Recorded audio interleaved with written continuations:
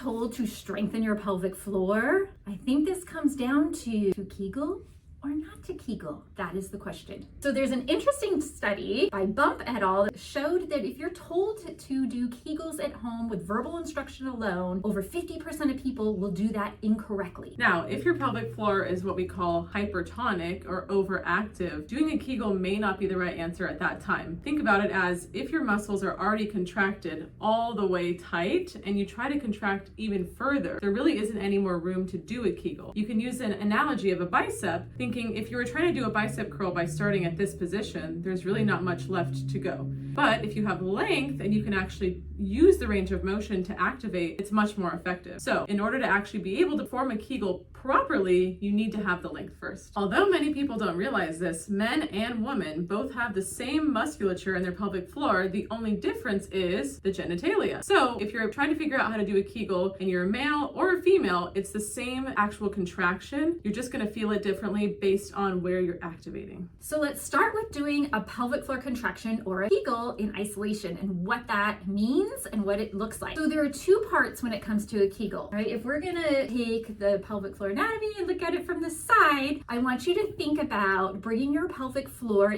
both into a shortened, contracted state, bringing it together, part number one, and the second part is you elevate it. So it's a close and a lift in order to do the contraction part of a Kegel. Just as important is the relaxation, however, of a Kegel. And this is known as an eccentric contraction. So that would be a drop and an opening. So when you're trying to learn how to do a Kegel at home, it might be helpful to learn a couple different ways that are easier to find the cueing on how to do the Kegel. If you're experiencing more pelvic dysfunction in the front, such as incontinence, bladder dysfunction, sexual pain, sexual dysfunction, it would be an easier way to find the Kegel if you think about trying to hold in urine. So imagine like your bladder is full and you're trying to make it to the bathroom and you're trying to squeeze and kind of prevent that urine from coming out. Now, if you're having problems more in the back, you want to think more about trying to hold in gas in an uncomfortable situation where you're trying not to let gas out. So think about kind of pulling up and in around the anus, find that contraction and prevent the gas from coming out. So if you're wondering if you're doing these contractions right, there's a quick tip that you can try. Find your perineum. So the perineum is right down here. Go right underneath the scrotum and right in front of the external anal sphincter, and you're gonna find a dense band of tissue where a lot of your pelvic floor attaches. Put your finger there. I want you, when you contract, to see if you can feel the muscle fibers lift gently up and away from your fingers.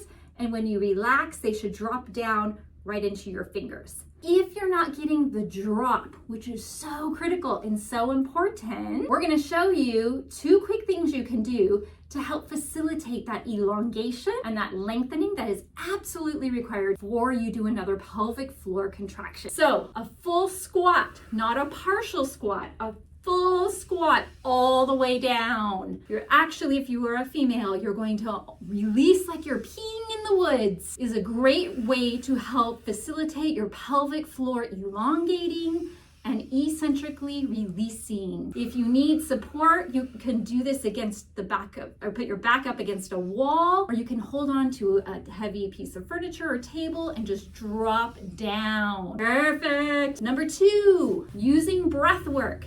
As the diaphragm descends, the pelvic floor will descend. So your primary breathing muscle right here should be able to expand, not just to the front, but also laterally, and it should drop down, allowing for air to fill not just the belly, but all the way down into the pelvic basin. This will allow, again, for your pelvic floor to lengthen beautifully and release before you contract it again. All right, follow us for more content on the pelvic floor, and just know that this is really only step one of how to do a Kegel. If you look into our other content, you'll see there are more videos on how to perform Kegels in different ways that are a little bit more functional, backed by research. Enjoy! Once you figure out which cue is best for you, pelvic floor muscles, which are skeletal muscles, are made up of two different types of muscle fibers. We have slow twitch and we have fast twitch. The fast twitch come on very quickly and they need to activate when you cough, laugh, sneeze, run, jump. So those you're gonna contract, you're gonna close and elevate and just hold that for 1 to 2 seconds. Make sure you fully release and elongate before you repeat that. And you can do repetitions of this to really get that on and off contraction going.